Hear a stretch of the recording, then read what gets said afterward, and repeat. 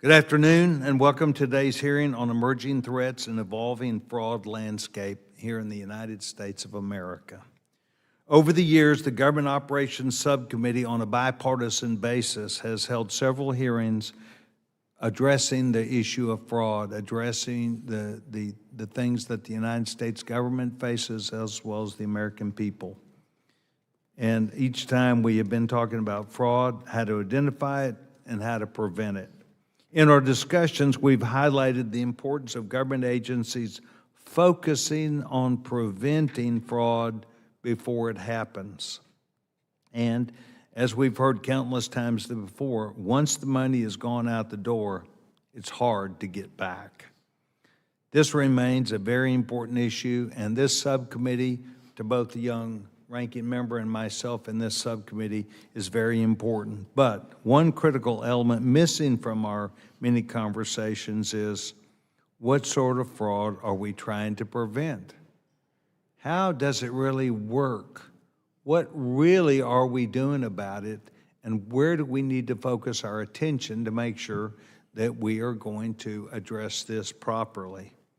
In our past discussions, we've referenced the fraudsters in our darkroom stealing our Aunt Sally's Social Security number. We've highlighted the risk posed by foreign actors applying to multiple disaster relief programs.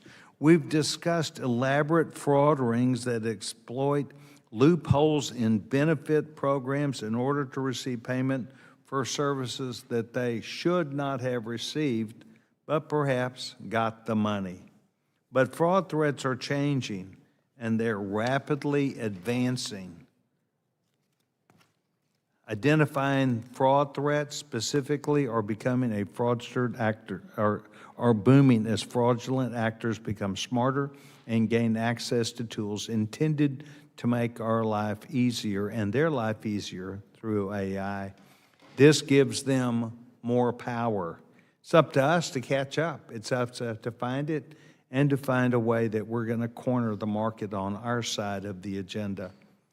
Government programs rely on identity verification to confirm that the individual applying for benefits or services are who they say they are. However, we've seen over the years the platforms used for this verifications have failed to meet the expectations. In March of 2023, this subcommittee held a hearing focused on login.gov and the troubling findings from the General Services Administration's Inspector General report that was released that month told us point blank, we have a problem.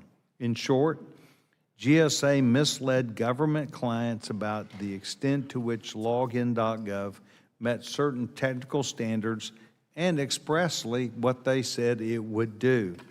These standards were the backbone of what was needed to ensure that identity verification platform could prevent fraud, protect the taxpayer, and give the government the necessary information that it would need to know who they were speaking to and what a person might be eligible for benefits. Over the years, many changes have been made to login.gov, and federal agencies have explored other public and private sector solutions for digital identification verification. As we're moving to a more digital environment where individuals may no longer be asked to present a physical ID card, we need to better understand what threats there are and what the fraud landscape looks like. Today's fraud landscape looks different than the one that existed when we started this investigation, and it's rapidly evolving even today. Fraudsters from literally anywhere in the world can now create hundreds or thousands of synthetic identities and apply for many different government benefit programs simultaneously. It's no longer they could, they are. Bad actors are able to develop the use of deep fakes, mimicking the likeness of an individual to circumvent the safeguards that have been put in place to protect the taxpayer. Bad actors have made it their business to exploit vulnerabilities in government programs. It is necessary that we understand that they have been successful, and we need to make sure we're developing the tools that actually allow us to see the fraud before it occurs, not when it's out the door. Identity verification has long been a one-time check at the beginning of an application process, but considering the rapid evolution of identity fraud, we should start thinking about validating and constantly validating identity as it moves forward. Fraud should not be considered the cost of doing business because it means that someone is not getting the benefit that they were eligible for. And if there is one overriding principle that this subcommittee, all of our members agree on, it is that the people who we have intended the benefits to go to, they should be the ones that get it, and any diminishment of that is considered a failure on our part also. In January of this year, I introduced bipartisan legislation to combat identity fraud and theft. The Stop Identity Fraud and Identity Theft Act aims to strengthen the nation's digital identity verification infrastructure and protect individuals, businesses, and government programs from rising identity and fraud and theft. I'm hoping that this legislation is a step in the right direction. And after meeting with our panel members, I will tell you it is a step, because we are going to learn more today in this rapidly evolving landscape that we call fraud, along with the verification systems that are available today. We have a great panel of witnesses who can shed light on new identity fraud threats plaguing our systems, how the fraud landscape is evolving, and what the government should be doing and is doing to keep up with that. I look forward to a fruitful discussion, and I want to personally thank our ranking member, Mr. Nfume, for his continued support. Those of you who are new to this subcommittee will learn that both Mr. Nfume and I insist on making sure that we work well together, that we listen to each other, that we listen to all of our members and allow them to fully participate, adding thoughts and ideas, but perhaps more importantly, to show up and listen and learn about the landscape that is directly in front of us. Mr. Nfume is a very dear friend of mine. He is a man who has a distinguished service, not just to the United States Congress, but to the United States of America and to his district. And you will soon learn, those of you who are here, that we have many distinguished members of this subcommittee who are here because they believe in not only doing their job, but also helping us curb the appetite that fraudsters have to take advantage of our citizens. With that said, I would like to now ask the gentleman if he would engage us with any opening statement he'd like to make. The distinguished gentleman is recognized. I want to thank you, Mr. Chairman, for your kind and clearly overly gracious set of remarks, for your friendship, for your stewardship of this committee, and for the ability for us on both sides of the aisle to really delve into detail on various issues, but none more important than this issue of fraud. I know I speak for all of my colleagues on my side of the aisle when I say we welcome this hearing, as we did the previous one. We look forward to finding answers, quite frankly, and finding a way to get out of the situation that we're in with respect to the level and the significance of fraud within our government. So we're here today to talk about fraud, particularly emerging threats and solutions related to digital identity verification. Social security numbers and paper cards made sense 90 years ago, long before the current age of computers and digital technology. Programs have matured, scammers have adopted them and found a way to get around them, and so the government must also, I think, adapt its service delivery and technology to prevent fraud and to better serve the American people. That adaptation was exactly what the federal government had in mind many years ago when it came up with the idea and then later became the reality of something called login.gov, which we're all familiar with. A single, secure sign-in that works across agencies. Before login.gov, each agency maintained its own identity verification. Good luck with that one. It wasn't just a headache for our constituents, it was also a costly overlap in functions and a critical cyber vulnerability. While the GSA may have stumbled out of the gate with the initial release, we finally reached a point, I think, where agencies across all levels of government have a safe, secure, and verified gateway to government services that improves the customer service and helps our constituents across the services and the resources that their taxes pay for. The turnaround in this program serves as an important example of bipartisan congressional oversight, where once accusations of false promises dogged that program, login.gov can now effectively serve the American people. We first learned, however, of the issues with login.gov when the General Services Administration Inspector General published a report finding that several individuals at GSA had misled its agency customers that the system could do higher levels of identity verification than GSA itself. Those sort of things created problems. 3 years ago, we had a hearing exploring the issue and sent further follow-up letters, as the chairman indicated, and briefings to ensure that GSA fixed the system that provided the service that they promised their agency clients.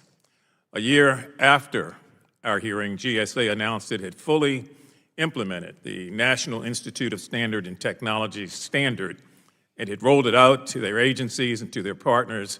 Today, login.gov has over 100 million users across more than 50 agencies and 500 applications across federal, state, and local government.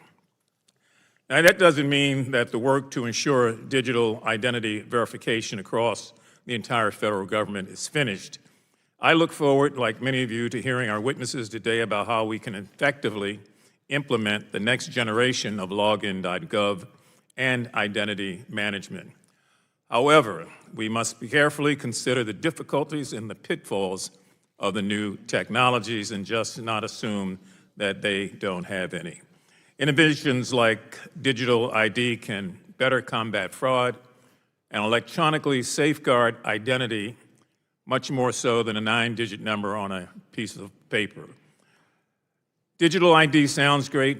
I wouldn't need to carry around a plastic license, just a smartphone if I'm the average American citizen with cutting-edge technology to safeguard my personal information. The problem is, however, that that very phone provides a new vector of attack, and any computer is vulnerable to a cyber attack, as we know, regardless of its level of sophistication. Digital ID can also limit access for people who have trouble using technology, even for people who cannot afford a smartphone.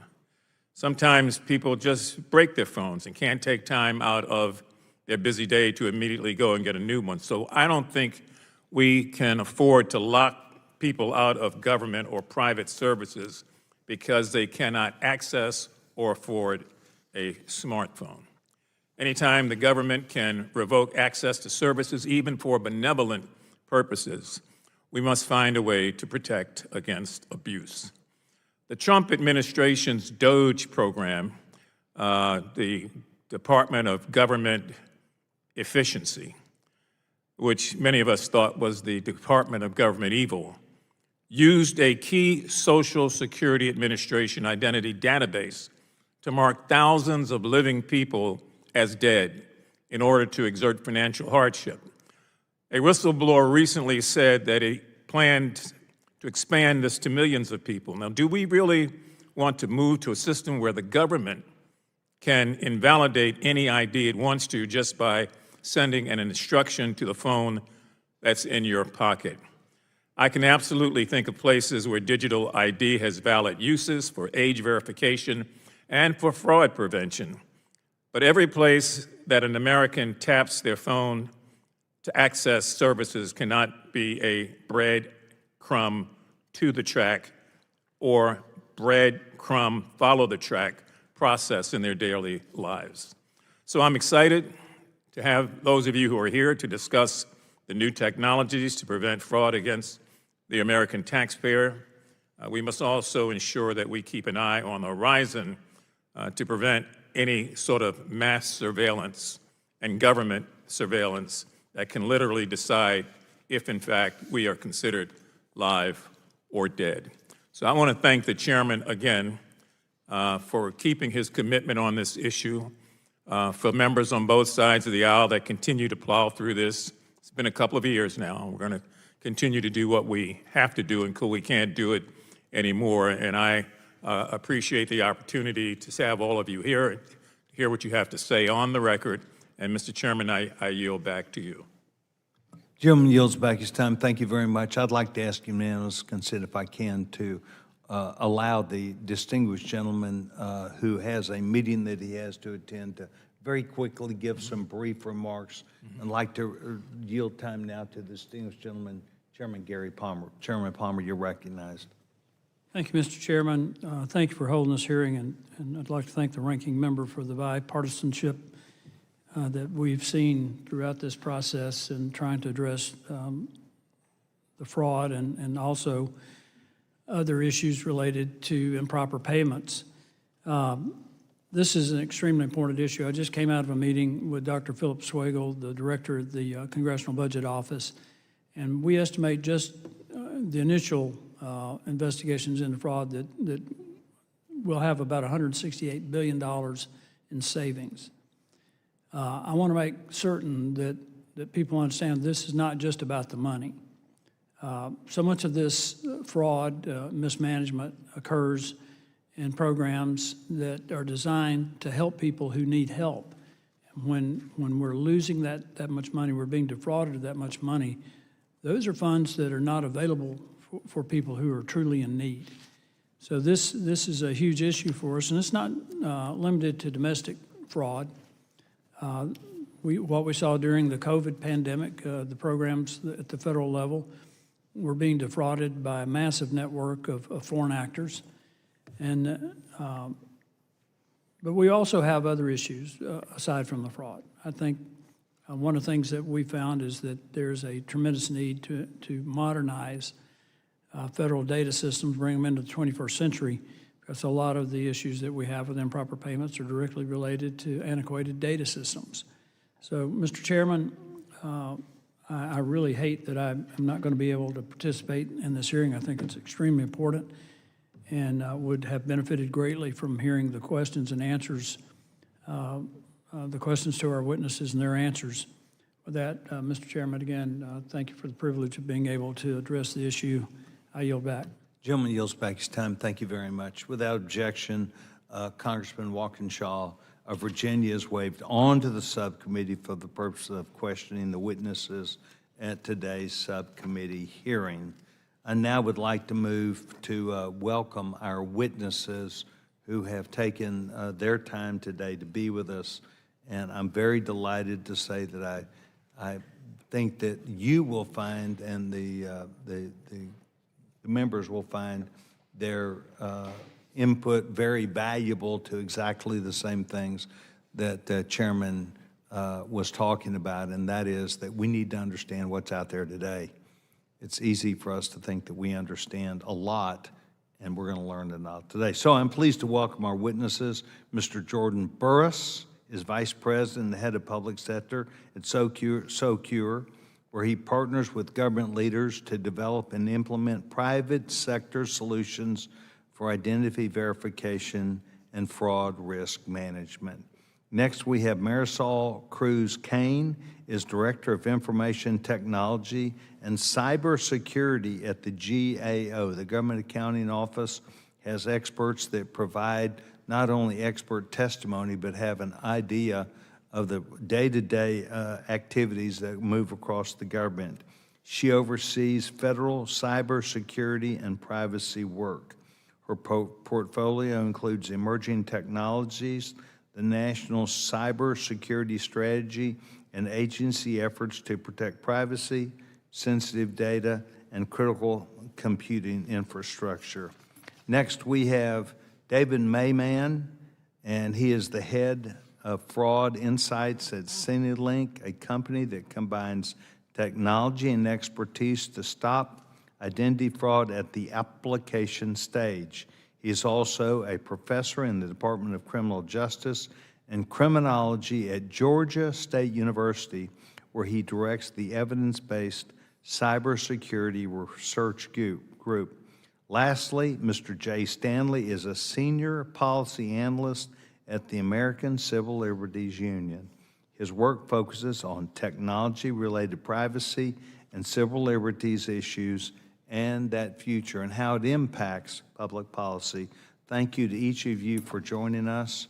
I would now ask that each of you rise and pursuant to Committee Rule 9G, the witnesses will each, as they stand, to take the, you can all stand please, to take the oath to the witnesses, and I would ask that you please raise your right hand. I will read this and then let you affirm or choose as you would do. Do you solemnly swear or affirm that the testimony that you're about to give is the truth, the whole truth, and nothing but the truth, so help you God? That's a question. Please let the record reflect that the witnesses have answered in the affirmative. Thank you very much. You may all take your seat. I have had an opportunity to speak with each of you, hopefully, except Mr. Stanley. Mr. Stanley, I want you to know that I've advised the other witnesses here that we appreciate you being here as we do them, that I run the committee hearings differently. I'd like for you to be able to finish your sentence. I'd like for you to be able to complete your thought. I'd like for you to be able to thoughtfully respond and provide this subcommittee with the things which you have come professionally to do to us. I'm not going to, at 5 minutes, I'm not going to bang the gavel. You're here. You're a professional. We need to hear from you. And I try and give that same type of leverage to each of our members. So I'm delighted. But with that said, if you don't take advantage of it, I will not either.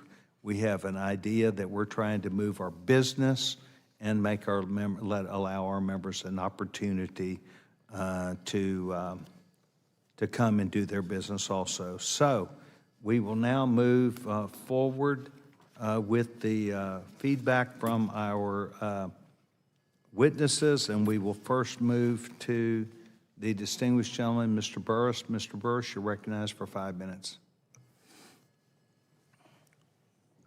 Chairman Sessions, Ranking Member Mfume, and members of the subcommittee, thank you for your leadership on this critical topic and for the opportunity to be back here to be part of the conversation. For the last 15 years, I've worked on one question from inside and outside the government. How do we know with confidence that the person on the other side of a digital transaction is who they claim to be? Today, that question has become far more difficult to answer. And here's the blunt truth. The way the federal government verifies identity was designed for a threat that no longer exists. Every day, however, we defend that old model, as though it still does, and give fraud networks another opportunity to steal taxpayer dollars and undermine public trust. GAO estimates federal fraud losses at as high as $521 billion every year. Further, the pandemic exposed just how far our identity infrastructure has fallen behind. Those losses were a warning. Today, the gap has widened dramatically, and by the time we update the next set of estimates, it will be double or triple the size. My name is Jordan Burris, and I lead the public sector business at Socure. Socure was founded on a simple premise. In a digital world, proving who someone is should be accurate, fast, and fair. Today, our AI-native identity and fraud intelligence platform helps more than 3,000 organizations globally including over 150 public sector organizations, make trusted identity decisions. That broad view allows us to see how fraud evolves across the economy and increasingly targets the government. Before joining Socure, I served as Chief of Staff in the White House Office of the Federal Chief Information Officer, helping shape federal identity policy through the COVID response and the government's transition to zero trust after SolarWinds. Working inside the government and in the private sector has shown me just how rapidly this threat has evolved. Some in the identity industry have begun calling this moment World War fraud, and I understand why. We are no longer confronting isolated fraudsters. We are facing organized, increasingly sophisticated transnational fraud rings using AI at industrial scale. One fraud ring we profiled created nearly 25,000 synthetic identities and launched more than 35,000 attacks in just 30 days. The adversary has changed. Our federal identity model, however, has not, and yet many in the government believe it will hold up to today or even tomorrow's fraud threat. For decades, the government has treated matching a name, date of birth, and social security number validated against government authoritative records as proof of identity. That approach is no longer sufficient. Further, fraud does not stop at enrollment, and identity verification cannot either. It must become a continuous discipline that evaluates risk throughout the life cycle of an account. From where I sit, identity should be considered critical infrastructure. Nearly every interaction Americans have with their government, benefits, tax administration, disaster relief, veteran services, and healthcare depends on getting this decision right. Done correctly, better security means better access. It makes it easier to say yes to legitimate Americans and no to industrialized fraud rings. This year, Socure supported the Department of Education in deploying real-time, risk-based identity screening in the FAFSA process, protecting more than $1 billion in taxpayer funds while allowing over 92% of legitimate applicants to pass automatically. That's the model the government should continue pursuing. Prevention before payment, risk-based rather than one-size-fits-all, continuous rather than point in time, and outcomes rather than checklists. To make this the federal model, I would leave the committee with 5 recommendations. First, measure outcomes, not compliance, requiring systems to prove that they can stop the changing fraud threat. Second, make continuous identity verification the standard across the life cycle of an account. Third, expand secure data sharing where we know it works through trusted resources like Do Not Pay and other cross-government solutions. Fourth, reward fraud prevention instead of recovery, where agencies are incentivized to stop fraud before taxpayer dollars ever leave the Treasury. And finally, treat identity verification as dynamic infrastructure that must be resourced to evolve continuously, not built once, certified once, and left in place for a decade. To be clear, Congress does not need to prescribe a specific technology, but Congress can establish a new expectation. The technology exists and the evidence is clear.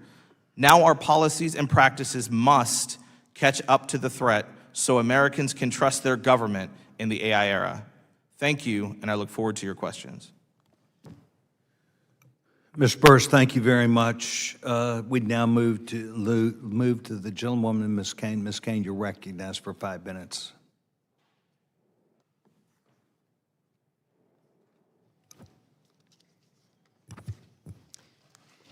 Chairman Sessions, Ranking Member Nfume, and members of the subcommittee. Thank you for inviting GAO to contribute to this important discussion on identity-related fraud threats and federal efforts to improve identity verification processes.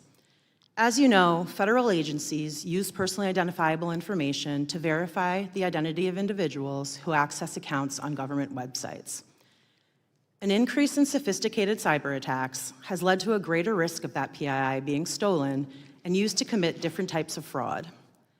Malicious actors can then use that information to fraudulently receive government benefits, commit tax or wage-related fraud, or create new credit cards or take over people's accounts. These attacks can harm individuals, result in financial loss, or damage the reputation of federal agencies and financial institutions. Because of this, GAO has long emphasized the urgent need for the federal government to improve its ability to protect against these cyber attacks. Today, I'll focus on issues related to identity-related fraud threats. I'll also discuss the recent actions that GSA has taken to improve Login.gov's identity verification services and alignment with federal guidelines. Fraud has been a long-standing issue within the federal government. One particular type is identity-related fraud, which can include thieves opening new accounts in someone else's name or stealing PII to obtain government benefits. For example, we have reported that hundreds of billions of dollars were lost in the pandemic to potentially fraudulent payments. The harms caused by breaches of PII or identity theft can extend beyond tangible financial loss to include lost time, such as when those victims spend months or years even working to restore their identities. Additionally, there can be reputational harm or emotional distress. To address these issues, GSA developed Login.gov as a means to verify users' identities who want to create an account to access federal websites. Accordingly, GSA has a significant responsibility for protecting users' PII that they collect during that process. In 2024 and 2025, we reported on Login.gov's process for identity verification, its misalignment with federal guidelines for identity verification, and fraud prevention measures. In our reports, we identified several weaknesses in GSA's implementation of Login.gov, including that the system did not meet the requirements to verify a person at the ILA2 level. And that was because the system never included a physical or biometric comparison to link a user to a specific real-life identity. As a result, we recommended that GSA take 4 actions to ensure that the PII is better protected and to lessen the risk of identity theft. To its credit, GSA has fully implemented 3 of those actions. Most importantly, they have completed their remote identity proofing pilot, ensuring that the system is compliant with NIST's ILA2 standards. However, GSA hasn't taken important steps to collaborate with agencies to address Login.gov's technical challenges. GSA has developed a roadmap that outlines planned and ongoing efforts to improve its system functionality. However, this action alone does not fully address all of the technical challenges that we identified in our report. For instance, agencies reported that they lacked visibility into authentications, that the system had a high failure rate, and also it lacked fraud controls. GSA's roadmap did not contain efforts directly aimed at addressing these challenges. It's important for GSA to work with agencies to solve these issues, as doing so will help ensure that Login.gov delivers the functionality agencies need to effectively verify users' identities while also combating fraud threats. In summary, identity-related fraud threats are pervasive and likely to continue to escalate. Protecting individuals' PII is critical as the harms can be significant. GSA has taken several actions to improve Login.gov, but needs to continue to address fraud and technical challenges. This concludes my remarks, and I look forward to answering any questions you may have. Thank you. Ms. Cruz, thank you very much. Dr. Mayman, you are now recognized. Chairman Sessions, Ranking Member Mfume, and member of the subcommittee, thank you so much for the opportunity to testify today. I serve as head of fraud insight at Centilink and as a professor of criminal justice and criminology at Georgia State University. For nearly 2 decades, I have studied cybercrime by going where it happens, into darknet markets, Telegram channels, and encrypted platforms where fraudsters buy, sell, and teach each other how to steal from government programs. I also go into the field myself, to the mail drops, virtual offices, and shell addresses these operations use to look legitimate. My testimony today is based on that first-hand work. The central lesson from my research is this: fraud against government programs is no longer a series of isolated schemes. It is a durable, specialized criminal infrastructure, and it moves. The pandemic did not create this infrastructure, but it supercharged it. Criminals learned how to acquire stolen and synthetic identities, stand up shell companies, open bank accounts, and recruit money mules at scale. When pandemic relief programs ended, none of that capacity disappeared. It simply migrated. Today, my team is tracking that same infrastructure inside SNAP, Medicare, Medicaid, federal student aid, tax refunds, and SBA-backed loans. A few examples illustrate how. We're watching criminals combine stolen identities with AI-generated faces and deepfake video to defeat liveness checks at digital banks and tax preparers using nothing more exotic than face-swapping software available to anyone. We are watching an EBT fraud market where one criminal steals card data, a separate paid service verifies the balance before the card is even used, and a third actor cashes it out. And my own field investigation of a Florida durable medical equipment company whose office I found abandoned in Delray Beach is now tied to a Department of Justice case alleging $3.76 billion in fraudulent Medicare and Medicaid claims. Different programs, different agencies, same playbook. The same stolen identity, the same shell company, the same bank account, reused across systems that rarely talk to each other. That fragmentation is the vulnerability. Criminals exploit the seams between agencies precisely because our defenses are built program by program, while their infrastructure is built to move across all of them. Given my time today, I want to leave the subcommittee with 4 priorities. First, replace self-attestation with verified data wherever the risk is high. Too many programs still take applicants at their word on income, identity, or eligibility. That was the single biggest vulnerability exploited during the pandemic, and it remains one today. Second, expand real-time cross-agency data matching. The same identity that files a fraudulent tax return can apply for a SNAP benefit the same week. Agencies that only compare notes in periodic batch runs weeks after the money is gone cannot see that pattern. They need to see it before disbursement, not after. Third, strengthen prepayment screening and move toward risk-based disbursement. Build on the model of Treasury's do not pay system, but expand its authority and its reach so that suspicious payments are held before they leave the government rather than chased afterward through recovery audits that criminals have already outrun. Fourth, give agencies the flexibility to adopt smarter tools and keep it current. Much of today's verification infrastructure and the policies behind them were built for an earlier threat. And procurement and rule-making cycles that take years cannot keep pace with fraud tactics that shift in months or less. Agencies need standing authority to test and deploy technologies to meet the current threats, not just at the next scheduled audit. None of this requires slowing down help for legitimate applicants. It requires distinguishing them from fraud earlier, using signals criminals cannot easily fabricate. The federal government already has some of the tools it needs. What is missing is the authority, the coordination, and the sustained investment to use those tools before the money moves, not after. Every dollar we protect from organized fraud is a dollar that stays available for the people Congress intended to help. Thank you, and I look forward to your questions. Dr. Mayman, thank you very much. Mr. Stanley, welcome. We're delighted that you're with us. The gentleman's recognized.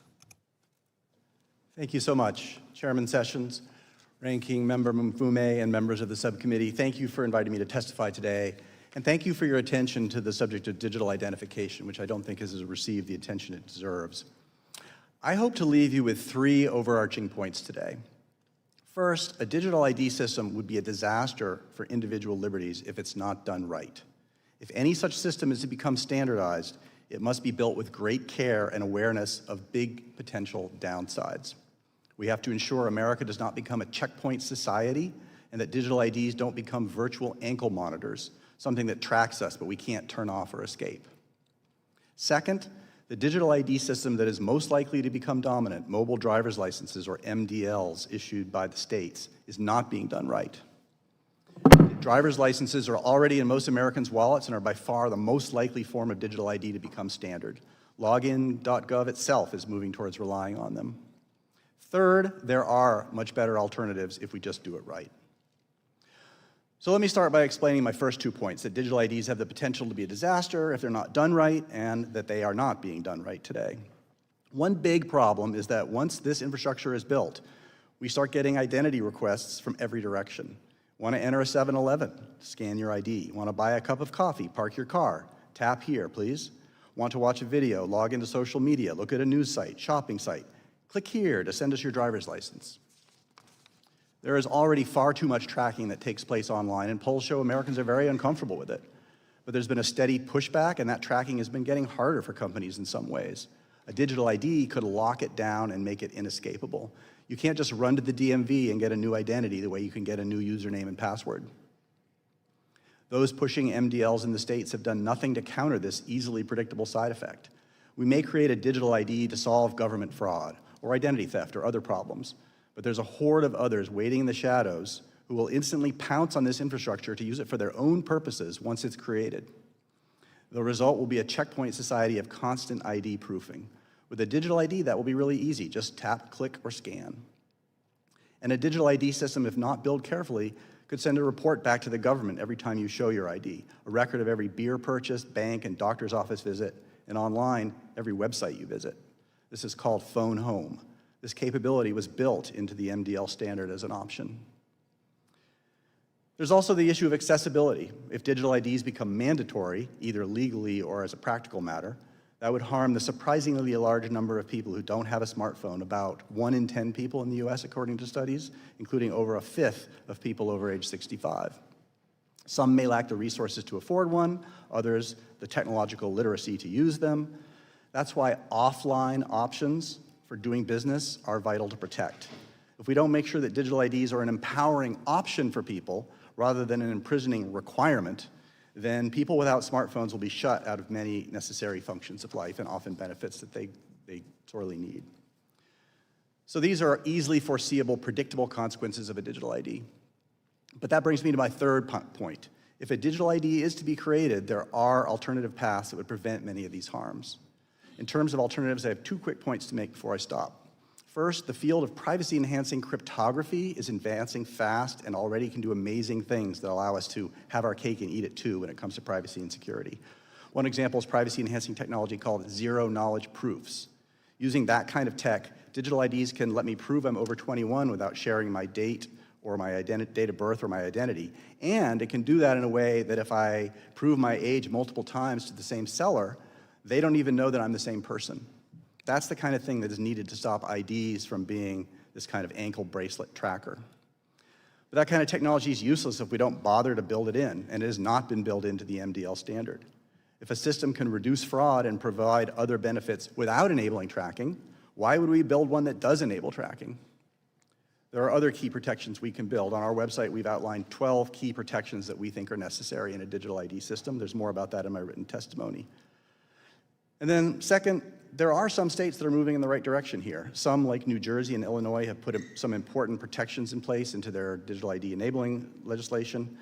And the state of Utah is the most notable. It has set out a separate path, which they call State-Endorsed Digital Identity, or SEDI, that is emerging as a far more privacy-protective alternative to the MDLs that many states have adopted. Some other states are starting to work with Utah to join in that effort and build that alternative path. The bottom line is that if we build a digital ID system, it must be done right. We urge Congress to ensure that it is. American freedom is the top priority. Thank you very much, and I look forward to your questions. Mr. Stanley, thank you very much. I appreciate each of the witnesses being here. I'd like to move first to the distinguished gentleman, Mr. Jack, for his question. The gentleman's recognized. Thank you very much, Mr. Chairman, and I appreciate your testimony this morning, Mr. Burris. My first question is for you. The public increasingly relies on the internet to access government services, and I'm just curious, from your perspective, what fraud threats might my constituents be facing that they're not even aware of yet? Representative, thank you for the question. When it comes to the fraud threats and the way that they're evolving across the landscape, every single interaction, every single time that an individual is engaging both with their government and in their commercial life, there is the chance, the opportunity that an adversary could be attempting to pose as them, could be attempting to enroll in an account. We see this across financial services where we work. We see this across various aspects of the gig economy where we work, and then, of course, with government organizations. The reality here is that all of the information, all the PII that exists for many folks within this room has been stolen by the adversary, and they are using that to attempt to become them, and therefore that they can access what would be either their bank accounts and help move money all across the economy. You know, I've heard folks mention anecdotally that now with artificial intelligence, people are trying to impersonate, you know, a loved one by virtue of maybe their voice or their mannerisms, what have you, and using some of that information that may have been stolen. Have you seen that, and could you elaborate on that for us? Yeah, absolutely. We are in what I would consider a national crisis. From where I've said, I've highlighted, and our team has highlighted Socure for a number of years now, that the moment that we're in is unlike any other in the sense that AI is being used as an accelerator for what attacks that typically would take weeks to occur. And further, it's also becoming more cost-effective for the adversary to launch those attacks. So these attacks could be everything from launching deepfakes, things where we've seen an 8,000% increase year over year. This can also be in terms of the velocity by which attacks are happening. This means the speed by which they are occurring. And in these instances, these moments, we are seeing things that where attacks used to take weeks in order to be conducted, they have been broken down to under 48 hours. And this would mean that an adversary has launched an attack where they have stolen my information or yours, or even worse, fabricated an identity, attempted to open an account and or move money, take over an account that may have existed because they went through a call center and were pretending to be you using your voice or something that was cloned, an image of yours, a biometric, et cetera. And they've used all these patterns. And if, like, for say they were blocked in some way, shape, or form, they then just adapt and iterate, and the cycle continues all over again. Thank you very much. Dr. Maiman, do I understand, are you a professor at Georgia State University? So I wanted to acknowledge, first and foremost, both my mother and father went to Georgia State University. I represent many people who have degrees from Georgia State University, and I also host Panthers in the District from time to time, so bringing students up here. So I'm curious to build off that last question. You obviously understand, you know, criminology, you're a professor of it. Help us understand, are most of these threats coming from inside our country, or are we starting to see foreign adversaries exploit some of this data to you know, fraudulently impact some of our constituents? Thank you so much for the question. Really appreciate it. A lot is coming from abroad. We have a lot going on internally as well. It really depends on the type of fraud we're looking at. In the context of the type of fraud you just mentioned, with folks engaging in online romance fraud, we're seeing a lot coming from places like South Asia. A lot is moving right now to Africa. In some of the online fraud markets that I infiltrate, I spend a lot of time sort of try to infiltrate to Yahoo Boys channels as well as Sakawa Boys channels, where I actually see them using those deepfakes to swap faces while engaging with some of the victims here in the United States. It's heartbreaking to see the level of conversations that these guys are able to get with those targets. And it's also heartbreaking to see the different modus operandi and different types of buckets that those criminals are engaged in. I can tell you that as of this morning, we're seeing more and more Yahoo Boys and Sakawa Boys targeting our 401ks, victims' 401ks. So, you know, we're seeing them convincing targets to borrow against the 401ks, as well as hand over control completely on the 401ks account. So this is what we're up against. We're seeing those deep fakes being used to swap faces, lure targets to give away access to the 401k accounts, and then unfortunately victims funnel the money to bank accounts that the criminals create along with the targets, and then the money leaves the country. So it depends on the type of fraud. The type of fraud that you're referring to definitely comes more from abroad. Well, I appreciate all of your testimony today, and Mr. Chairman, I'm grateful you convened this hearing. I've learned a lot already in just this interchange, so thank you very much. Mr. Chairman, I yield the remainder of my time. The gentleman yields back his time. Thank you very much. Distinguished gentleman, Mr. Mfume, you're now recognized. Thank you, Mr. Chairman.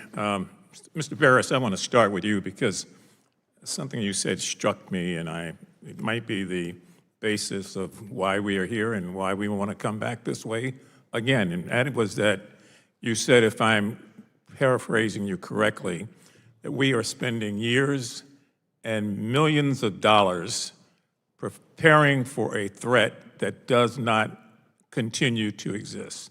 Can you expand on that, please? Absolutely, and in particular, the part of my testimony that I was highlighting was the fact that much of how the federal government has thought about its standards for how to prevent or protect digital identity, and to be very clear, digital identity is just the makeup of how we present ourselves in cyberspace, right? Much of how the government has designed that standard today effectively was worked about a decade ago. And so if we're looking at today's fraud threat, how it has evolved, how the adversary moves, it no longer can keep pace with what we are seeing today. So much so, one of the efforts that our company led was, as we were engaging with NIST as part of their most recent update to the standard, was highlighting that fraud should become an underpinning of part of what we evaluate in digital identity and when it's established. Not because we want it to be harder for people to prove who they are, but because the alternative is that we are leaving a floodgate open for nation states to launch their attacks. And from where we see it today, there's over 7,500 fraud rings that are operating in their own different ways to attempt to attack what would be government services or even the commercial sector. And Mr. Burris, as artificial intelligence advances at an alarming rate, what does the government, and in particular, what does login.gov need to do to stay ahead of those scammers and to be able to identify them as we move forward? It all starts with admitting that there's a problem. So we're going to begin there and say that this is a crisis moment for where we are in. I think it's important that we understand that as the federal government, we need to basically embrace and understand that we need to use AI to fight AI at this point. The adversary does not care about how anything is constructed. They do not care about our norms. They do not care about rules and regulations. They do not care about the ages of those who they're engaging with or their political affiliation. What they are attempting to do is to take money and resources to disrupt what would be the status, the norms that we hold dear.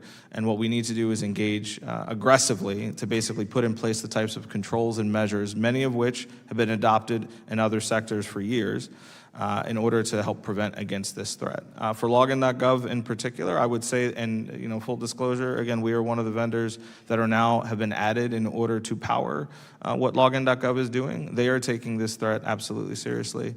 This day and age, I know their fraud team has engaged diligently to understand what needs to evolve with the program. And Ms. Cruz-Kane, you mentioned at some point in your testimony, I'm trying to get back to it here, where GSA implemented 4 of 5 recommendations. What was the 5th recommendation? Is that still standing?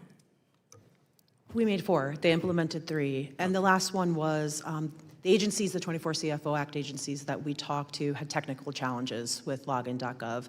So as users, they were not necessarily able to use with ease, and they had some issues with the platform, such as they would like to know when the users are verified and authenticated why they were not.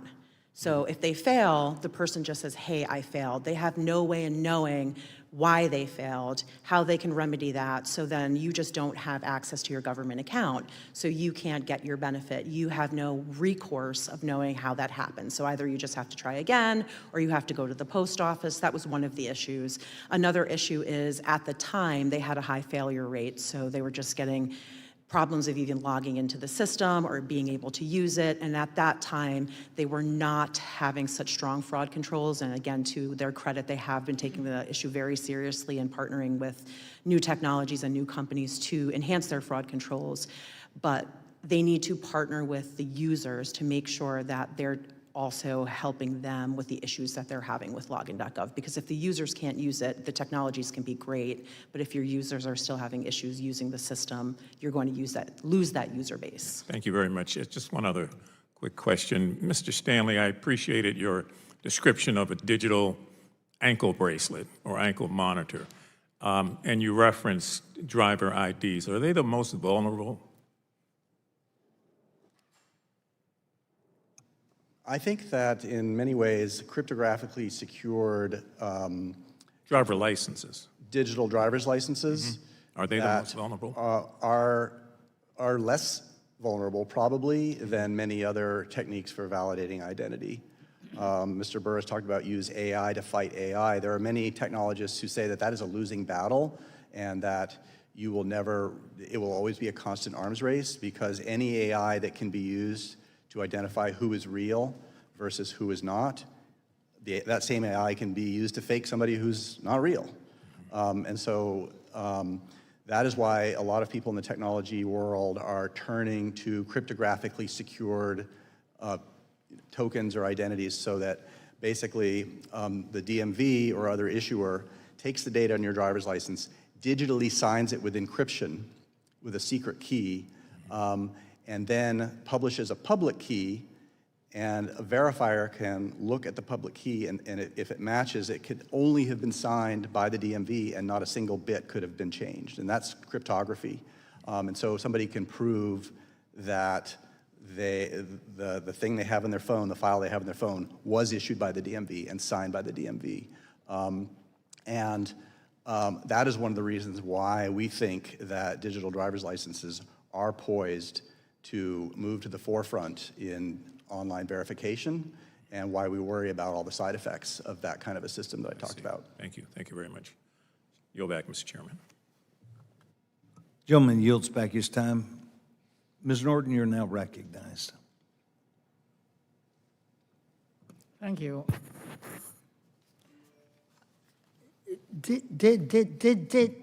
Digital identification and modernized technology systems can help verify identities and reduce fraudulent claims, but they should not come at the expense or access to vital social safety net programs.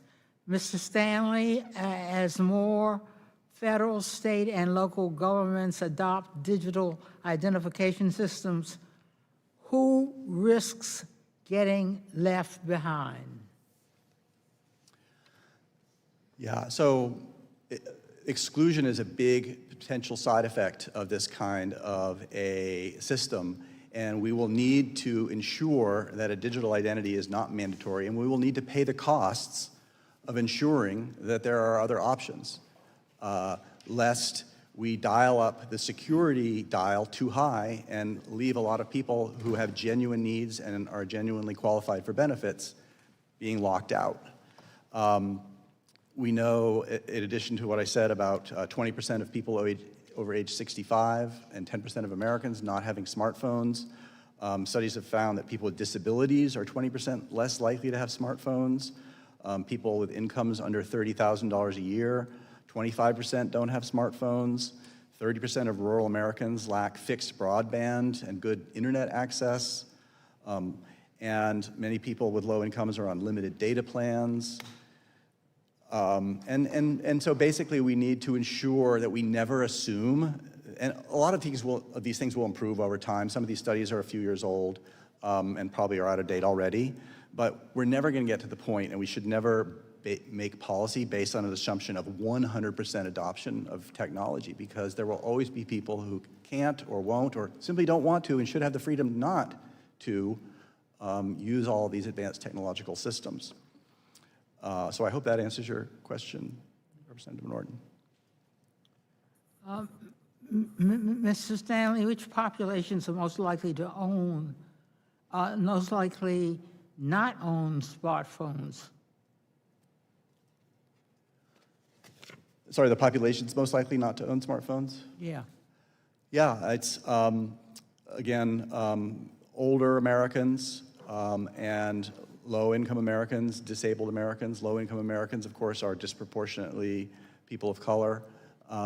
And so I think those are the populations that would be most affected, people who are often already face a lot of marginalization in life, may find themselves further locked out of paths towards fully living in our society. Well, Mr. Stanley, given the increased adoption of digital identification, are people without smartphones at risk of reduced access to government services? Well, yes, what we see is that a technology like a digital ID tends to move over time from being an option that empowers people to being expected, to becoming normalized, and then people who don't have it end up as freaks and edge cases that just aren't accounted for by the systems that run our government, our benefits, and many private sector goods as well. And so, because often it is expensive to maintain offline, real-world options for people, but it is important that a digital identity system do remain an option, There are post offices in every town in America where people can do things in person. There are other offline ways of doing things, and we need to make a conscious policy decision to protect those ways, those alternatives, to protect American freedom and to protect people who are vulnerable and need the benefits that they are qualified for. Even for those who do own smartphones, a lost, stolen, damaged, or non-functioning device could temporarily prevent them from accessing the programs they rely on. While we should embrace new technology to minimize fraud, we must ensure all Americans have access to programs. I yield back. Gentlewoman yields back her time. Thank you very much. I now recognize myself for a UC unanimous consent request. I'd like to enter into the record 2 letters that have been provided to the committee, both Mr. Mfume and myself. The first is a letter from the Better Identity Coalition.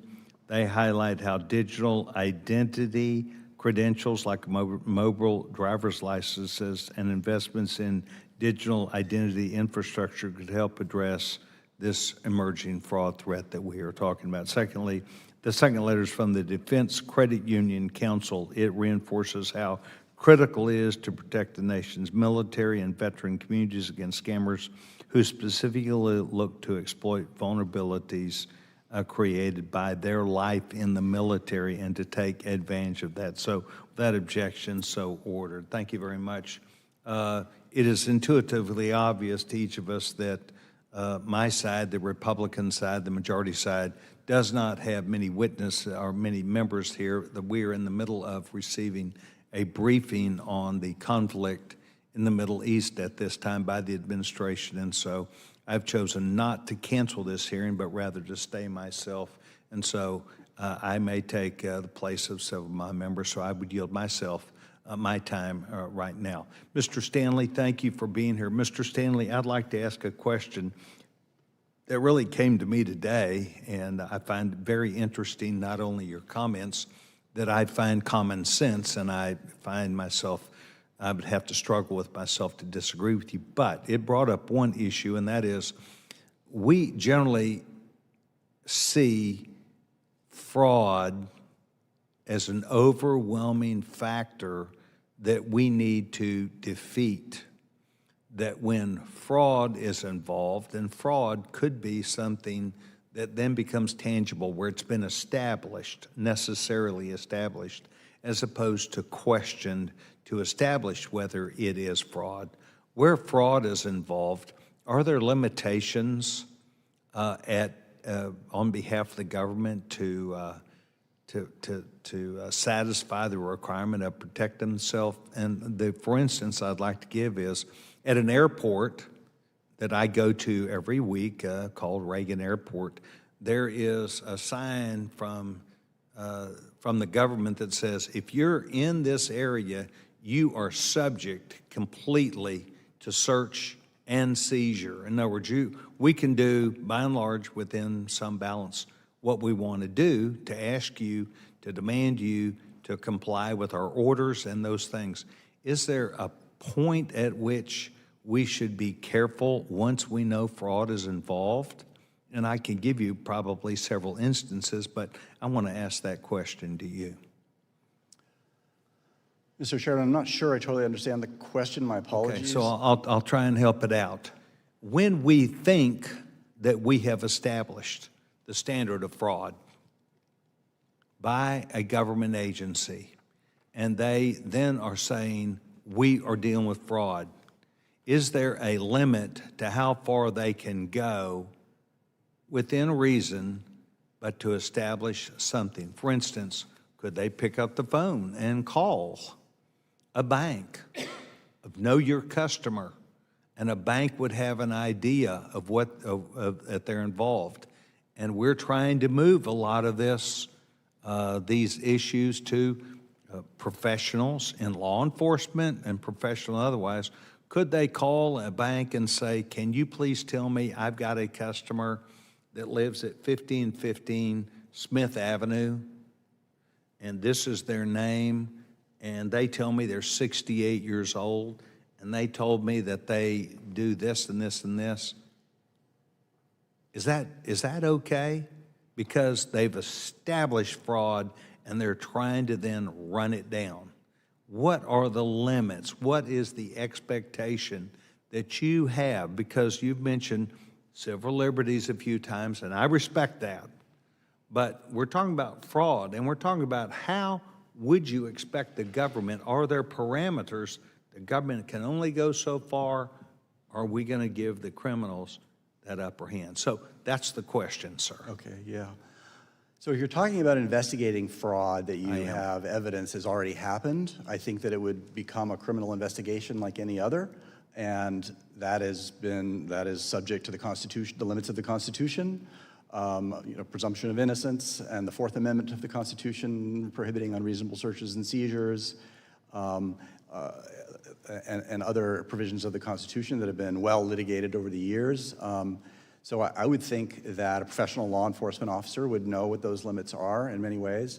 And whether Have you had a chance, Mr. Stanley, to look at the piece of legislation that was passed by this committee a few weeks ago that's waiting for floor arrival that would take these options and move them to the IG in the Treasury Department in a specialized unit that are law enforcement type people? Have you looked at that?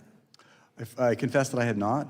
I would be happy to and get back to the committee with our views If on you that. could do that, I'm interested in your feedback, because we are trying to say that we believe once a standard of fraud has been established, that there needs to be specialized, sure, but the ability that investigators have to go and vet this, we just have to find a way. Is it truthful? How widespread is it? And how are we going to handle this? Okay, I'm going to ask you another question. Got 5 seconds left, but we're kind of being a little careful. We're not as tight on this.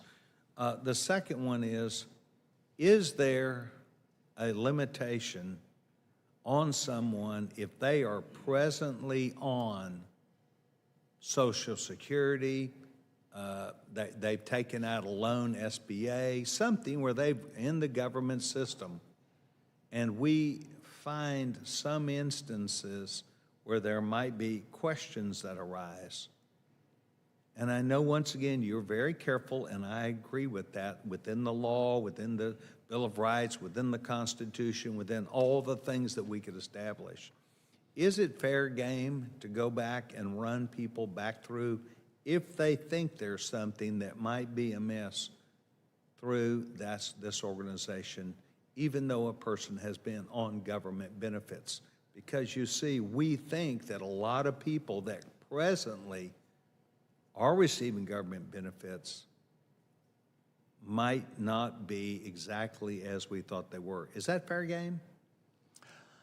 I think it is, with some cautions. I think if a government agency sees signs of fraud, there's no reason why it shouldn't. Right, that has to be established.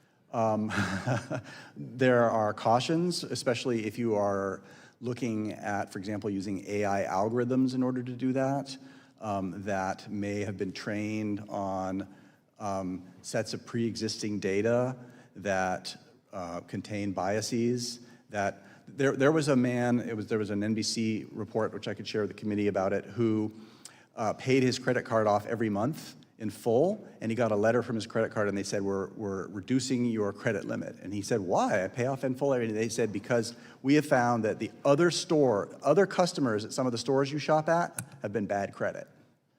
And I think that strikes most people as just unfair and guilt by association. That would be a smell test.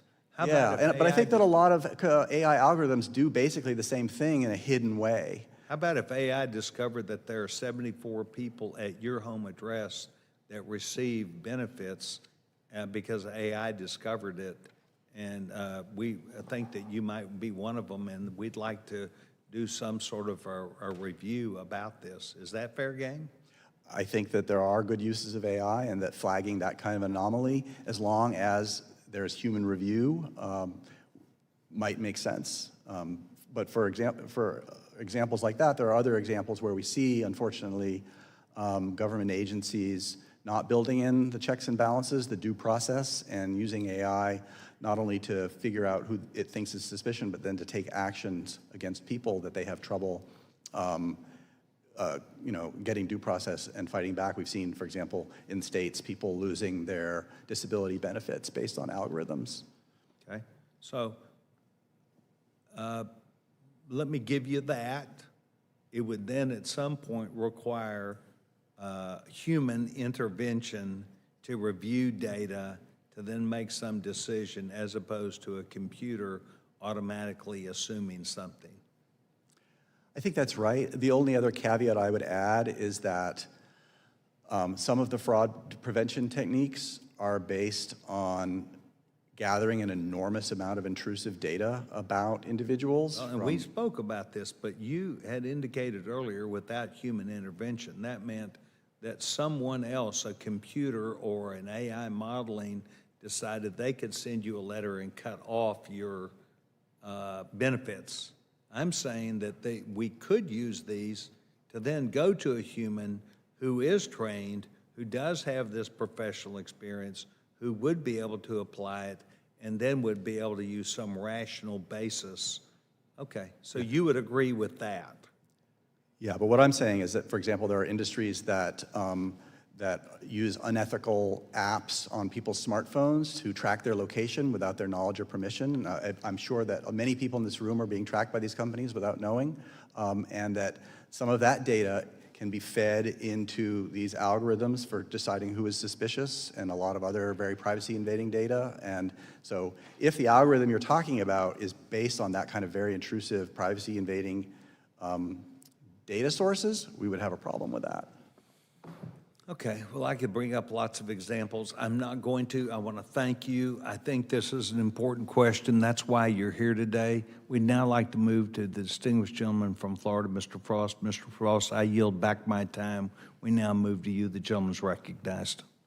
Yes, thank you so much. Part of my concern as it relates to digital ID becoming mandatory is the risk of widespread data collection and exposing millions of Americans to harm, which is already an issue that this country is seeped into many different ways, social media, online, and different things like that. Mr. Stanley, how could digital ID systems become a barrier for Americans trying to access services, benefits, or programs? That could happen if, first of all, you are unable to get a digital identity system because you don't have a smartphone. There are also a lot of Americans who don't have access to, currently have any kind of driver's license or non-driver ID from DMVs. There are people whose birth certificates were burned in a fire in Tennessee in 1955 and don't have access to them. It is a messy world out there. And I think that digital IDs seek to impose a sort of neatness and bureaucratic, regimentation on all of us. And so in making policy, we have to make sure that people who don't have access to those things are not left out. So you can't get there are people who can't get a driver's license. There are people who maybe they have a driver's license, but they won't be able to get a digital driver's license because of the things that we talked about in terms of not having access to the technology or the technological literacy to use it. There was one study that found that a very large proportion of people over 65, weren't able to install an app on a smartphone. There could be situations where people's IDs are abusively revoked. We've seen, there has been mentioned that the Trump administration put some people in the Social Security dead file. We also saw in California, a Democratic candidate for governor proposed that federal agents who wear masks should have their driver's licenses stripped from them. And whatever you think of mask wearing by federal agents, which is a controversial issue, that is using an identity infrastructure for political purposes, which is something that we may see in the future, left, right, or center. So that could be a threat, and we have called for protections against people having their IDs yanked by abusive governors or the like. So those are some of the ways in which people could find that they are left Yeah. out of a digital identity infrastructure. Part of my concern, too, is, when you look at this administration, we know they've empowered big tech companies like Palantir to create databases of Americans' personal data for government use. We know that during the, Doge era, similar things were done during that as well. This data collection could make it easier for private companies to abuse our data. I know some proponents will say, well, this is mainly for government use, but we know it's not only for government use. And that's part of my concern with this. There's just so much collaboration between private companies, data sharing. How should we legislate on balancing the convenience and the real dangers of digital ID, which also will lead to losing anonymity online, which is something else I'm concerned about as well? Yeah, we have a piece on our site that outlines 12 protections that we call for, that we think state legislatures should enact that govern any mobile driver's license or digital ID that's created in their state. I won't go through them all, but they include such things as protecting people against incessant demands from every quarter. If you want to do business with us or come in our candy store, you have to tap your ID and give us your driver's license. Yeah, this is part of my concern too, that making it easier to prove who you are will lead to more services companies asking you to do so for every service that is not expected of you right now. Yeah, it's an excellent point, because one of the things that, if you're a website and it's really, really hard to prove your identity online, you have to take a photo of your ID, you have to send it in, you have to get a video, you have to do proof of liveness, all this stuff. You're not going to ask your visitors or users to do that unless you really need to. So that imposes a limit. But by getting rid of all the friction of proving who you are online, you get a pop-up like the privacy pop-ups we get today. Click here to send us your digital ID. It not only become easier for me to share my digital ID, that means that it makes it much easier for them to ask me to or demand that I do so. And that's one of the big things and that's one of the protections that policymakers can make, which is to say, these are super IDs. They're cryptographically locked down, DMV vetted, everything like that. This is, and that you shouldn't be forced to use a super ID to prove your identity unless it's legally required, we have called for, maybe in certain other specific situations. But people are going to need protection against this absolute, waterfall of demands that you can easily anticipate are going to happen once this is created. And then other protections like privacy protections to make sure that the wallet holders aren't spying on everybody, and that that these cryptographical things that I talked about are built in to protect privacy, so that you can prove things about yourself without having to create a lifelong relationship with somebody by identifying yourself to them. How can, I know we're over, if you indulge me, Mr. Chair, my last question is, how can digital ID lead to complete loss of anonymity online? Yeah, so, websites are going to want everybody to identify themselves all the time. They're going to want to do it because their ads will be worth more if they know who you are and they can plug in the data they have about you to other data they get. They're going to want to do it to make sure that you're of age so they can market to you under COPPA, which is, you can't market to people under 13. Identity verification, which has become a big controversial issue. And bots. A lot of sites are having problems with AI impersonating humans, and they're going to want to know that you're a human for various reasons. And so there's going to be a lot of pressure for a lot of websites to start demanding this all the time. And part of the concern, right, is the fact that this information can be weaponized against consumers, working people who are looking to purchase things online, and have that information leveraged against them when they're making decisions on what they want to buy and how much those items cost, correct? Yeah, surveillance pricing, where stores get a bunch of data about their customers, and then they charge you based on what they know about you and how much they think you'll pay and whether you're desperate and so forth. That's become a very controversial issue, and states, as regulation of surveillance pricing has been attracting support in the state legislatures from both left and right. And digital IDs will make that much easier, because if you know they're going to charge, if the store is going to charge you more, like let's say that the airline happens to know that you've just lost a close loved one and you have to fly, they can up your price. Yeah. And so you're going to want to see what the price is without them knowing who you are, right? But they're going to want to know who you are, and there will be this arms race. And a digital ID would sort of end that arms race and mean that you can't escape them knowing who you are.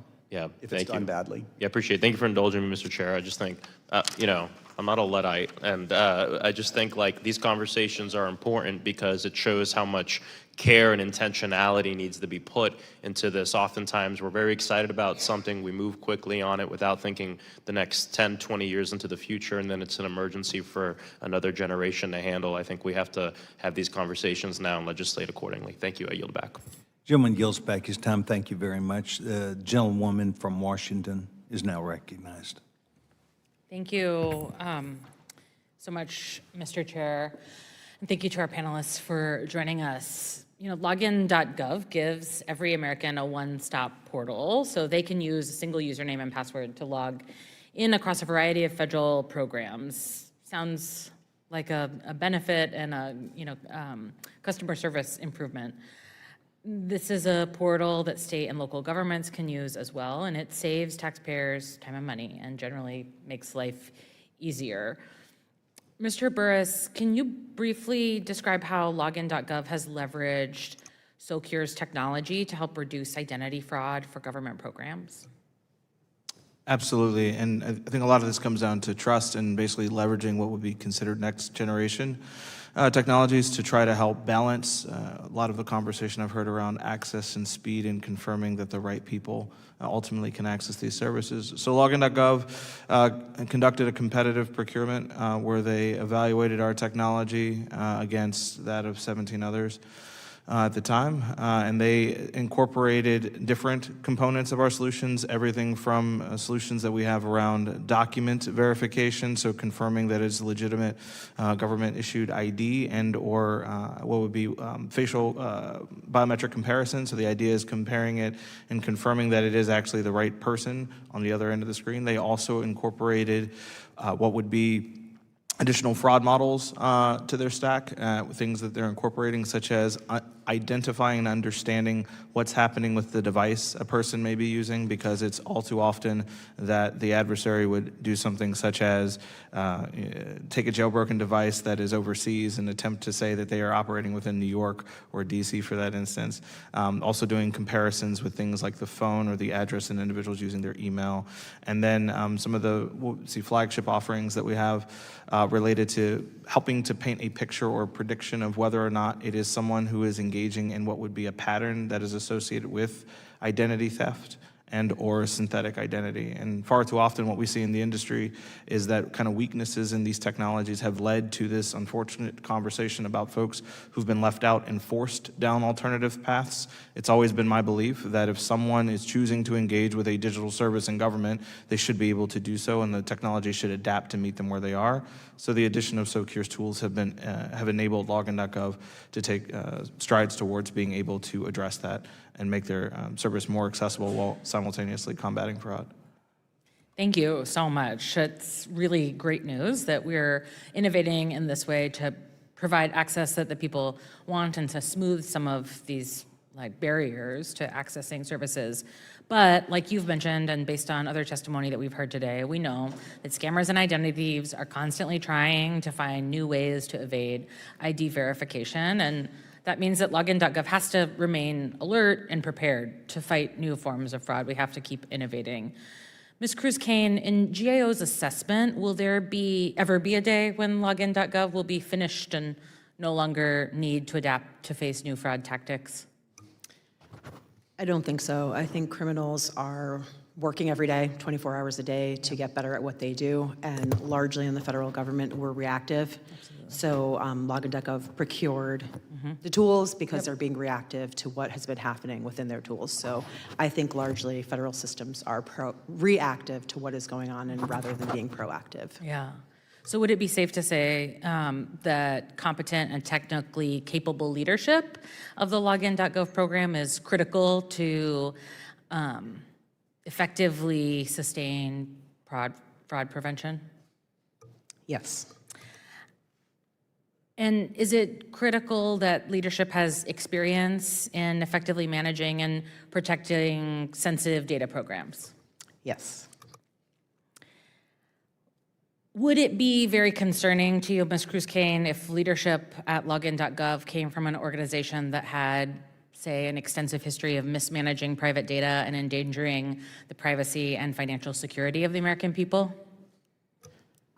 Without, knowing a little bit more about the situation, it'd be hard to opine, but, we like to look at facts and situations. But just like I told you, we would really need to have experience with technology, leadership with good technology, and knowledge of how to implement the Absolutely, but technology. if someone who had previously been proven to mismanage private data and endanger privacy and financial security was moved into leadership, that would be concerning.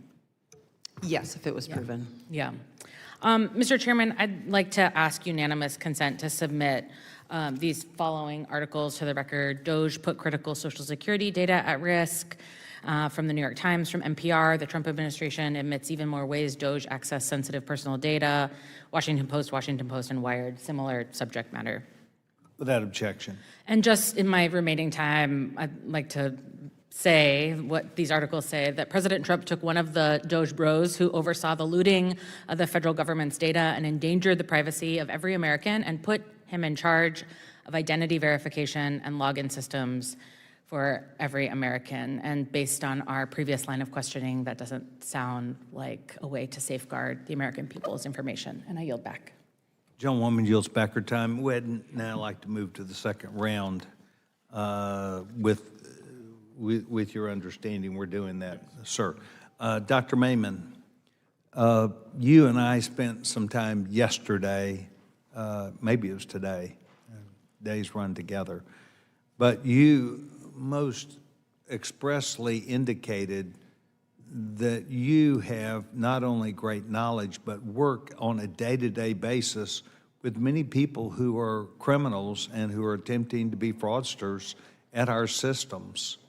And I did not have a chance, you did not really delve into this area very much, but I think Mr. Mfume and I need to hear this about not only that it exists, that they're very active, that they're on the dark web or open web, that they target certain people and that they learn areas that are vulnerable and that they openly talk about it. It's no longer behind anybody's back anymore. Do you mind taking the time that you need to express the things that we need to understand about the attack that's against us and our agencies? With pleasure, Mr. Chairman.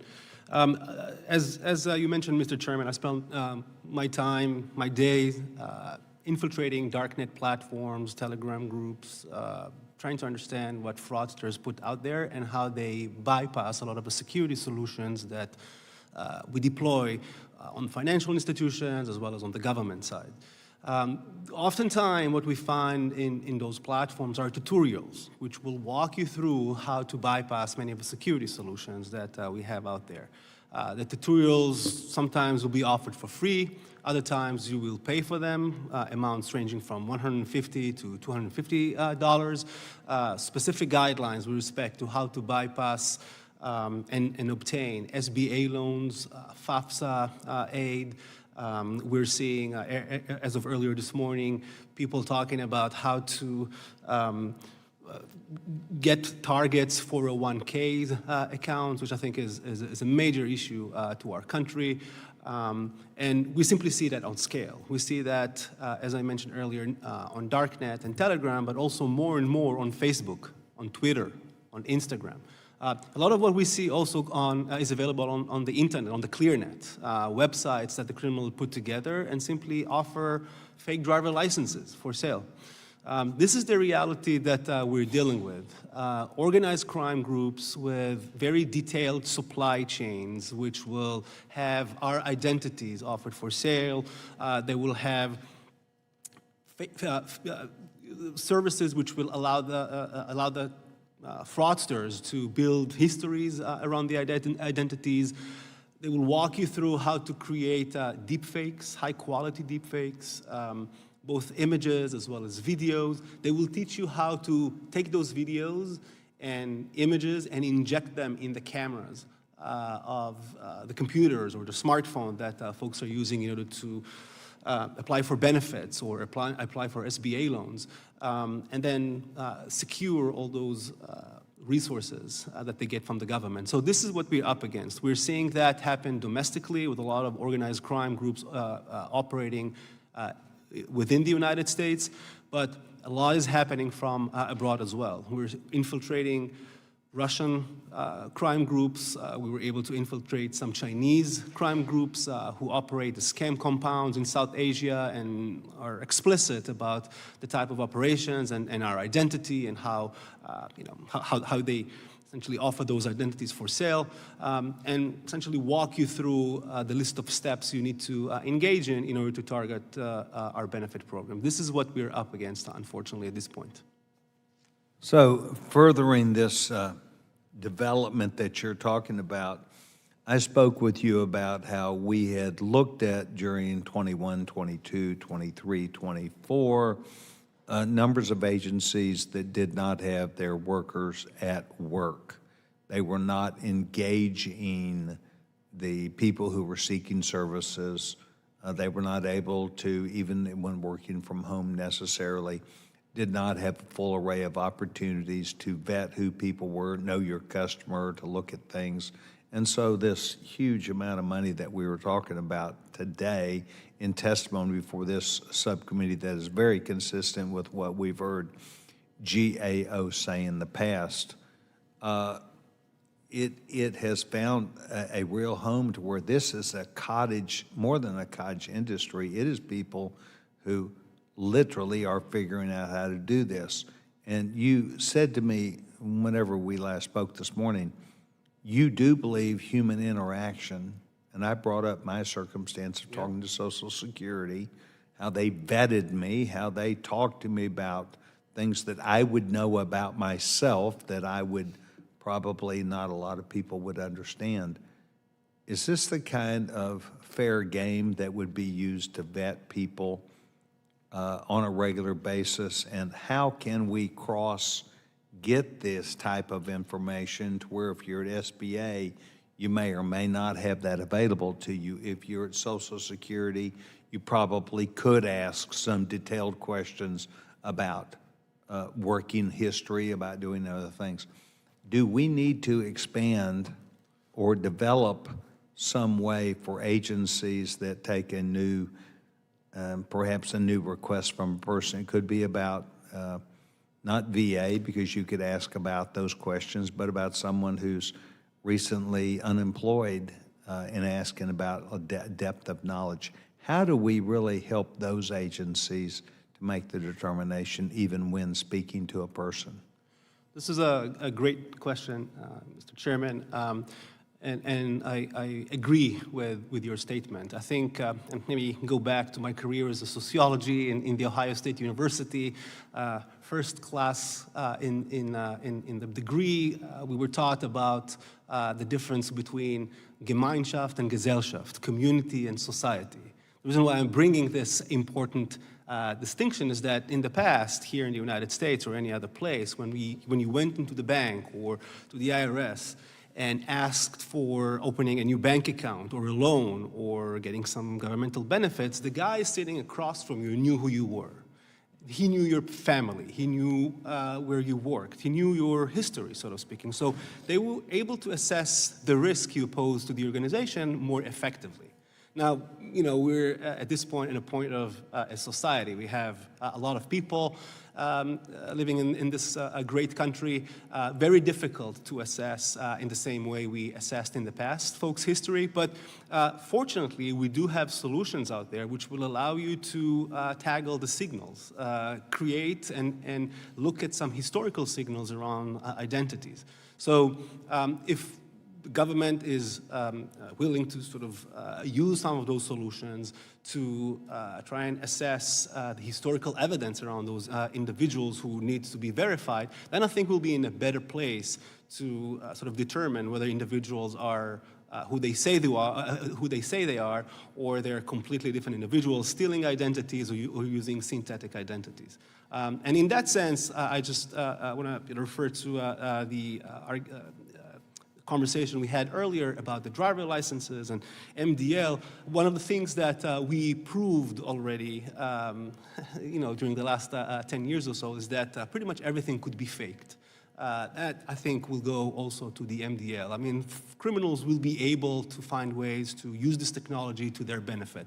What they will not be able to fake is the historical evidence. And that goes as well to the AI solutions out there, right? I mean, AI will be able to give you an amazing picture of a person who does not exist. Or AI will be able to take my face and bring it to life when I'm abroad, so to speak, and try and authenticate me when I'm trying to get unemployment benefits. But one thing that AI tools will not be able to do at this point is to create the historical signals around me or around anyone who is trying to identify themselves. And I think that is where the solution lies, being able to find solutions which will allow us to look at historical evidence around individuals, around their name, date of birth, addresses, telephone numbers, and make assessment with respect to whether they are who they say they are.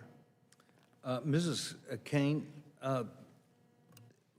furthering this discussion, I had a chance to engage you also yesterday, and part of this was about the viewpoint that when there was a failure, meaning a person came through login.gov, provided information, but it was not what I would call successful, so there'd be a failure, then evidently it is not unusual for someone, not as a challenge, but to ask for authentication of who they are, to go to a post office.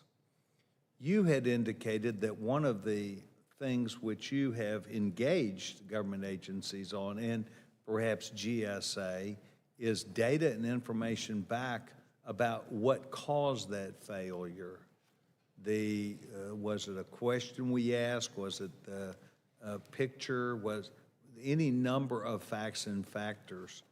Following up on Dr. Maiman, you're the cybersecurity person also at GSA, and you are aware of the power of technology, the power of these things that can be used to fool people, to give false positives, to do things. Do you see that in this process that we need to go with new areas that would add some more depth, to where you didn't fail off 1 or 2 or 3, you failed off 5 different questions because you were looking for them? How do we go and ascertain when someone falls out, whether that was fraud, whether that was someone you were openly challenging and they see you later, and so they never went to the post office, and to where we then learn what they did, how they did it, where they asked the question, who they were, we could move them to the organization we talked about this morning, to PRAC? I think it's an important question, because the people who are failing and are legitimately the person that they say they are going to keep trying, because they want that government benefit that they're entitled to. And they could go to a post office. Right. They could go to the post office and go take their documents and verify who they are that way.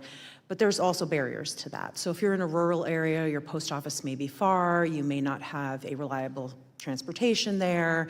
There may be lots of barriers for you to do that, so it might not be that easy. So a lot of the agencies reported to us that they would like to have visibility into that authentication and why it failed, so they might be able to help that person on the end and say, well, yes, it was because the name that you put in was not the name that HUD had on, or there was a letter transposed, or your new address was never updated in HUD's database.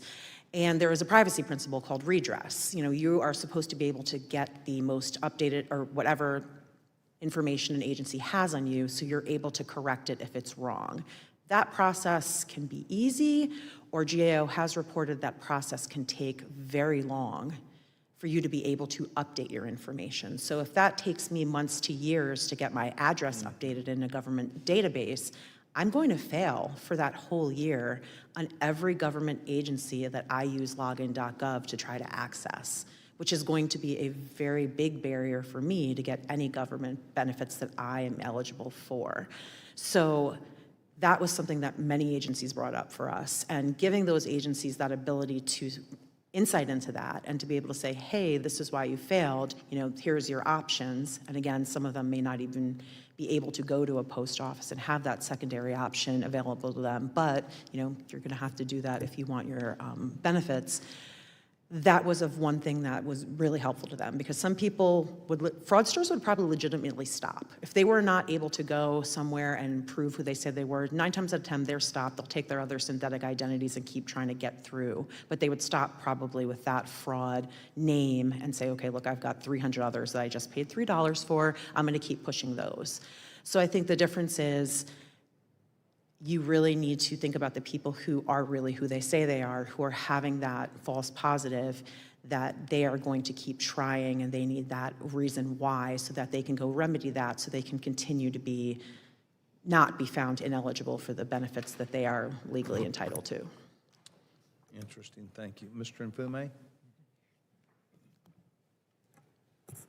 Thank you, Mr. Chairman. It's been an interesting hearing, to say the very least. One of the things that I hope comes out of these sort of interactions are ideas that would affect and change existing law and policy. And I know all of you in your work have come across items, matters, and issues that you said, if this were only changed, or if this could be in place. So I want to come back to that in just a minute, and it'll be a quick minute too, but I want you to give some thought to that, because as legislators, that's very important to all of us, no matter what side of the aisle we serve on, if we're in fact trying to deal with an issue and a problem, and certainly this is one of them. I want to, if I might, Dr. Maiman, go back to something you said earlier, and then I'll come back and we'll try to wrap this up on this side anyway. I'm interested in your work that you have been doing tracking Russian and Chinese cyber networks and their ability to infiltrate this country, but more importantly, their ability to take advantage of the citizens of the United States. It sounds like fascinating work, but I'm sure it's also leading you to some ideas about how we can do things better. What I really want to know, though, on this matter, the evidence that you are coming up with as you track these crime syndicates and cyber networks, whether they're Russian or Chinese, are you or your organization sharing that information with the Director of National Intelligence, or sharing it with the FBI, or are they about doing what they do in their own silo, developing their own intelligence and not doing a comparative analysis of both? Could you speak about that for a minute?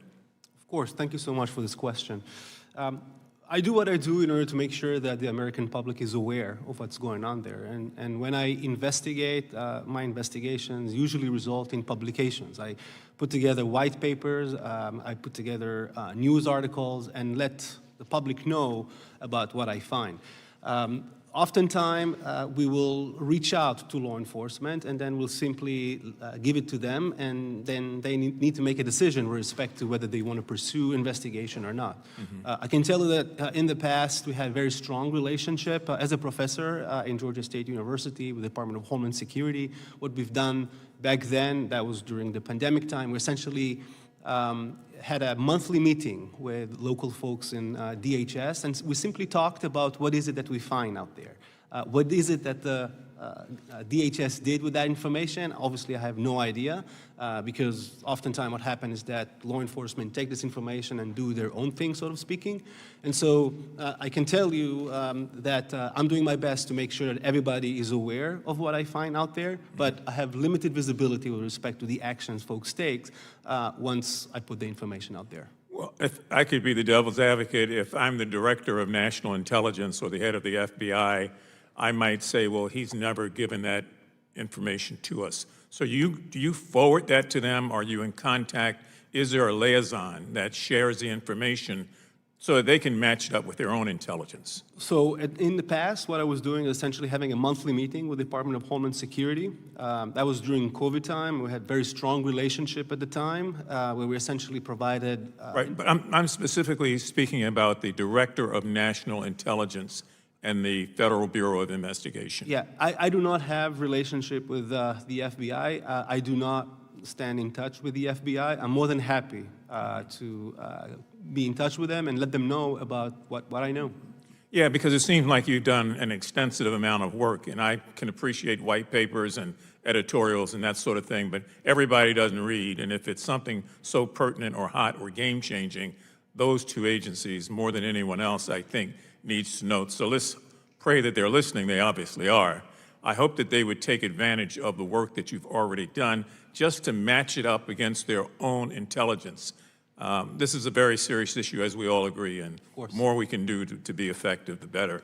And now I just want to come back to all of you just very briefly with respect to this notion about policy changes or about proposed legislative avenues to address some of the more glaring aspects of this, or maybe just to address things that right now are not getting any attention. I'm going to start with you, Mr. Barris, and I'll end up with you, Mr. Stanley. Thank you, Ranking Member, for the opportunity to address this item. You know, there were a number of recommendations that I provided as part of my testimony as far as where we could be pursuing policy levers. I actually will leave with one that wasn't in there, and it's really around mindset shift and culture. And if you indulge me for just a moment, it shows you the depth of my nerd. It goes into, I was thinking actually back to the Avengers movie, the last one with Captain America, and how there was like the darkest moment where they were basically up against an insurmountable threat. Basically took all the Avengers coming together at the same time out of nowhere in order to try to combat what they were seeing or what was about to happen. I think that generally, culturally, has to change within the federal government in the sense that right now, when you're talking about who is fighting fraud within an agency or an organization, they're doing it siloed. They are doing it without sharing intelligence. They are doing it without having the types of conversations that need to happen. So much so that FEMA could be having an existential fraud threat, and they're not talking to the SBA, they're not talking to Treasury, they're not talking to GSA even. And so there's an opportunity to basically culturally shift to say that we all have to get on the same page about what we are fighting against, and then change that dynamic so that way we can take some of these more proactive measures that I've outlined in my testimony. Thank you very much. I appreciate that. I didn't see the movie, but I appreciate your context. But I'm talking now about policy more so than mindset. Mindset's going to take a while, but if we can implement minor or major policy changes, that'll make a difference right now. Ms. Cruz-Kane? I'll go for a big one, but I think we do need to revamp the Federal Privacy Act. So the Privacy Act goes back to 1974. GAO has plugged many times in its reports that that was created way before policy and technology has updated, and we need to revisit that. But I also think that there is a great need for a consumer privacy law as well that starts at the federal level, but also allows states to have some input into it. Because of right now, there is no federal consumer privacy law, and it's a sort of framework of mismatched state laws, local laws, and there's nothing really governing at a higher level of what needs to be done. Thank you. Dr. Mamo, and about Dr. Mamo, I appreciate the extensive nature of your written remarks. I tried to get through all 20 pages. I don't know if I did or not, but thank you very much for that. Thank you so much. I think in terms of policy, and I really appreciate this question because I sit at Georgia State University in the School of Policy. One of the things that I would strongly recommend is an evidence-based approach. I think we're in a point in time where science has advanced dramatically. We have evidence-based medicine, evidence-based policing, all essentially suggest that in order to make decisions with respect to policy or the implementation and tools, what we need to do is essentially test what works and what doesn't. Unfortunately, we don't have that in the context of fraud. So I think if we're thinking about policies and policy changes, the first thing we need to sort of have in mind is a different state of mind, and that is of evidence-based. What works and what doesn't in the context of fraud prevention. In the context of the government operation, we're in a very difficult position, I would say, because to be honest, we don't really know how much fraud we have. We have reports on improper payments, but we don't know how much fraud we have on the government side. We hear numbers and very large numbers, so it's definitely an issue, but we need to be able to quantify how much fraud we have, and then after we quantify that number, we need to try and assess how to reduce that number to the minimum possible in order to make sure the taxpayer get their money worth in terms of benefits, in terms of program that they should have access to. So I think if we need to sort of have something in mind when we think about a policy change, then it's definitely an evidence-based approach to fighting fraud. Mr. Stanley.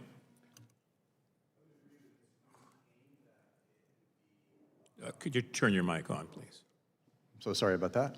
I would agree with Ms. Cruz-Kane that strengthening the Privacy Act of 1974 is sorely needed, as well as overarching consumer privacy legislation. I believe that the U.S. is the only advanced industrial OECD nation that doesn't have an overarching privacy law that sets baseline expectations for both individuals and businesses about what's fair and what's not in terms of how people's information is treated.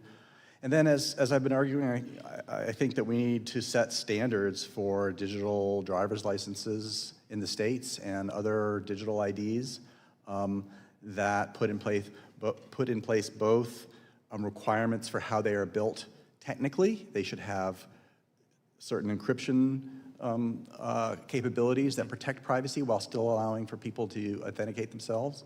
And there should be an envelope of legal protections around them to make sure that they remain optional and not mandatory, for example, and to limit overuse.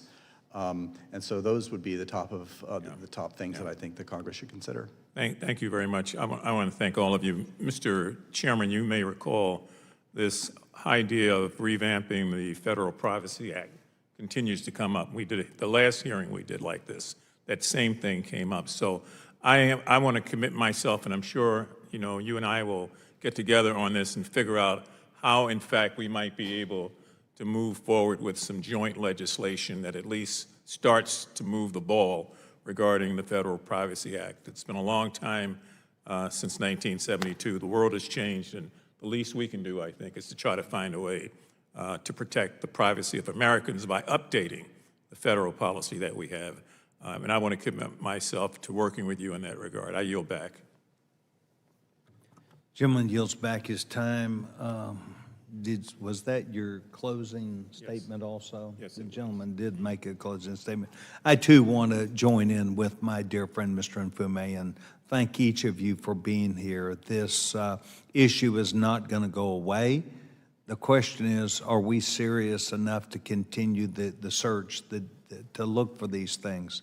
And I think all four of you have proven to us today that there is not just much ground to go, but there's much to learn. And I think both Mr. Nfume and I need to provide some perhaps guidance back to inspector generals, their attention to this, to help GAO, to reinforce the things that they're after, to have the GSA follow up. I find myself in a position where I don't want to say that they're not paying attention. I think they're trying to do a number of things that are important. But Mr. Nfume and I find ourselves on this end of the trying to save the taxpayer, trying to understand that the people, whether it's one of my sons or it's one of his constituents that need government benefits and government services to work properly, to be legally bound to recognize these things, but that we'll bleed ourselves out. We can bleed ourselves out by people who are outside the system, causing us to completely miss the mark. So we're going to stay after this. We're going to make sure that we approach every single angle and challenge government to do that. We've by and large decided we do understand the PRAC. We do understand the importance of data.